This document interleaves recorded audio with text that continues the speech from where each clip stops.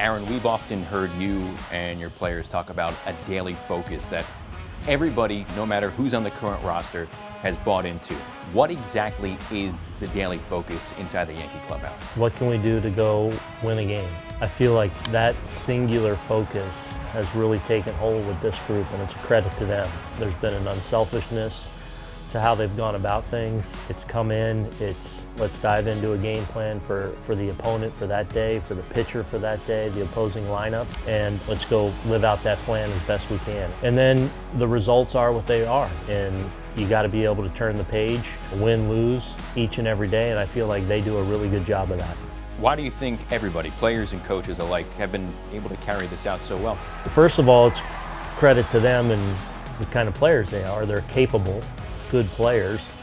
The culture and the environment that they've created in that room, from our leadership and guys that have been here like CeCe and Gardy and Judgy, who's becoming more and more of a leader, I think have created an environment where guys look forward to coming in here, balance having a good time playing the game and enjoying their teammates, with also that focus of, you know, it's about us winning today, and it's not about necessarily the individual stuff that goes with that. That'll take care of itself, but what can I do to help us win a game today? How much has this pitching staff stepped up from starting pitchers missing time to having to piece together games with your bullpen? Yeah, I mean, it's been terrific. You know, I've said this a lot. I don't think the starting pitching has gotten enough credit for how well they've done. It always hasn't been deep into the game necessarily, but by and large, every guy's gone out there and given us a chance to win the game. And then I feel like after the first couple of weeks of the season, the bullpen has really settled in and pitched at a level that we know they're capable of. So we've gotten to that point where, by and large, you know, we get through the middle innings with a lead. Our bullpen's been able to come in and shut it down.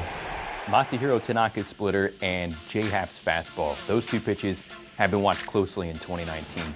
What has allowed those two to still succeed while they continue to fine-tune those trademark pitches? Well, let's start with Masa. I mean, we always talk about the splitter with Masa, and understandably so. I mean, it's a great pitch. It's a pitch that you think of when you think of Masahiro Tanaka. And while it's been a little bit inconsistent, some of that inconsistency has been really good too. And I think what gets lost is just how well he's thrown the ball and how well he's pitched for us. So he continues to work on that and finding the consistency of that pitch, and I think he'll get there with that. But in the meantime, he continues to pitch really well. As far as Jay goes, there's been outings where he's been really good with that fastball. We go back against Kansas City, where I thought the four-seam fastball was electric.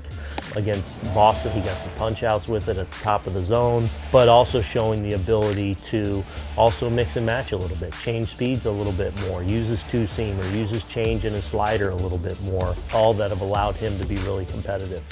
From when Gleyber Torres first came up a year ago, what has been the biggest change that you've seen from him now that he's played a full 162 in the big leagues? You know, I think he's getting better on the defensive side of just being locked in and handling the routine things in a much better way. And obviously we've put a lot on his plate, asking him to move over to shortstop this year. And even though that's the position he came up at, it's a demanding position at the big league level, especially for a young player. I feel like he's done a great job there. He's just getting better and better at the routine, at finishing plays all the time. It's a point of focus for him, and you know, he's been one of our key guys, obviously. Offensively, how would you explain his power? Because he says time and again, I'm not a power hitter. How do you put that into play? He's built and strong, and you know, he's got a great swing. I feel like he does a great job of creating power from the ground up. He uses the ground, which a lot of really good power hitters do, to their advantage, and his power's been much appreciated, certainly for us this year.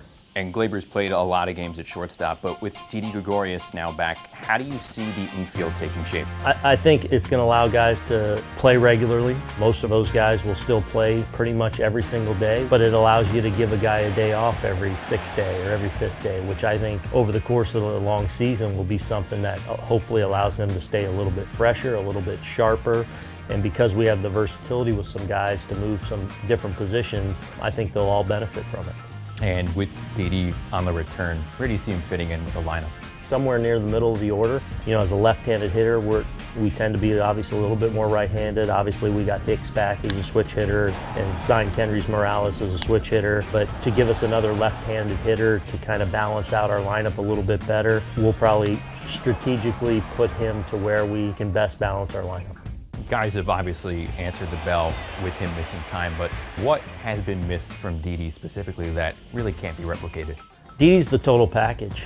We're talking about a premium position. He's a very good defender at that position. Left-handed hitter that provides power, good bat-to-ball skills, so he's a very good offensive player. Runs the base as well, and then is just great in the room. I mean, there's a joy to which he goes through life and plays the game with. He loves to play. He's tough, and he's just very low maintenance in that way. He just shows up to do his job, and from that standpoint, I have no issue thinking he's just going to come back in and fit seamlessly right back in, and guys are looking forward to getting him back.